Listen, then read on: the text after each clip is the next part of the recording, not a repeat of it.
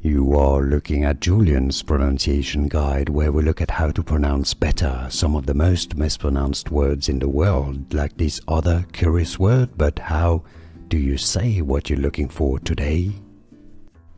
Let's learn how to pronounce this name correctly, and there are indeed different pronunciations, so let's go through because it's used in different languages.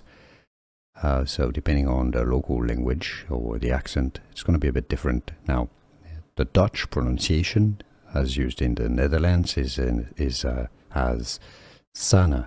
Sanne, it's short for Susanna. Sanne.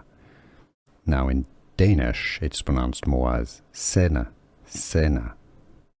In Swedish, and perhaps also Norwegian, but let us know in the comments, Sanne. Sanne.